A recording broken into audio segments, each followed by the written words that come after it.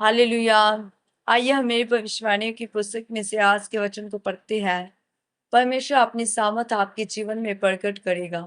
निर्गमन 3:10 में लिखा है, इसलिए मैं तुझे फिरौन के पास भेजता हूँ कि तू मेरी इस्राएली प्रजा को मिस्र से निकाल ले आए। मेरे प्रियो, बाइबल में लिखा है कि जब हम मसीह में आ जाते हैं तब हम नई सृष्टि हो जाते हैं। फिर हम चाहे अयोग्य है, निर्बल है, परमेश्वर हमें योग्य बनाता है और हमारी निर्बलताई में अपनी सामर्थ को प्रकट करता है। चाहे वह शारीरिक रूप से हो, मानसिक रूप से हो या आर्थिक रूप से हो या आत्मिक रूप से हो, परमेश्वर से खत्म करता है। अगर हम दाऊद को देखें तो उसके भाइयों ने उसे अयोग्य जाना, इसलिए दाऊद अकेला जंगलों में रहकर पंछियों को चराता था। लेकिन दाऊद परमेश्वर के निकट था, इसलिए परमेश्वर ने उसे उसके भाइयों में से चुना और राजा होने के लिए अभिषेक किया। उसी तरह यूसुफ भी अपने भाइयों के द्वारा अयोग्य गिना गया, मिस्र में बेचा गया, उसे पाप करने का भी मौका मिला।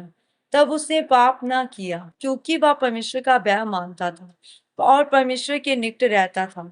इसलिए मेरे प्रियो, परमेश्वर हमें भी कहता है, अगर हम विश्वास करें, परमेश्वर के निकट रहे और परमेश्वर को अपने जीवन में अवसर दे, तो वह हमारी निर्बलताई में अपनी सामर्थ को प्रकट करेगा। लेकिन शैतान चाहता है कि हम अपने विश्वास से हट जाएं। जैसे एक चोर जब किसी घर में चोरी करने जाता है, घात करने जाता है, तो सबसे पहले वह बिजली के तार को काटता है ताकि कोई उसे देख ना सके। आज शैतान नहीं चाहता कि हम परमेश्वर की आवाज को सुन पाए, परमेश्वर से बात कर पाए। इसलिए वह हर तरीके को जो परमेश्वर के निकट ले जाता है, संगति में रखता है, उसे खत्म करने की कोशिश में रहता है।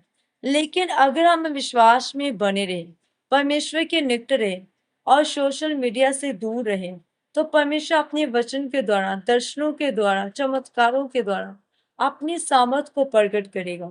जब मूसा चुना गया, तब वह परमेश्वर से कहने लगा कि मैं योग्य नहीं हूँ, मैं बोलने में निपुण नहीं। तब परमेश्वर ने उसे 2 चमत्कार दिखाए। उसी तरह जब परमेश्वर आपको चुनता है, तो वह अपनी सामर्थ को आपके जीवन में प्रकट करता है। चाहे आपकी चुनौतियां, शर्मिंदगी किसी भी तरह की क्यों ना हो, परमेश्वर से अपनी सामर्थ से खत्म कर देगा। लेकिन अगर इतने चमत्कार के बाद भी मूसा की तरह शक करते हैं, तो परमेश्वर काम नहीं करता।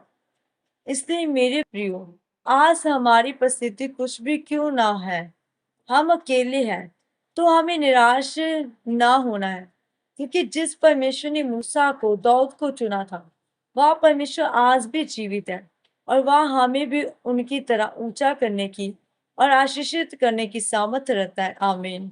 आइए हम मिलकर प्रार्थना करते हैं। सर्वशक्तिमान परमेश्वर, इस वचन के लिए मैं आपका धन्यवाद करती हूँ। परमेश्वर, मैं आपकी सामर्थ को अपने जीवन में मांगती हूँ कि मेरे जीवन की निर्बलताई, अयोग्यता खत्म हो जाए और मैं मूसा की तरह आपकी महिमा का कारण बन सकूं। प्रभु यीशु मसीह के सामर्थी नाम में आमीन।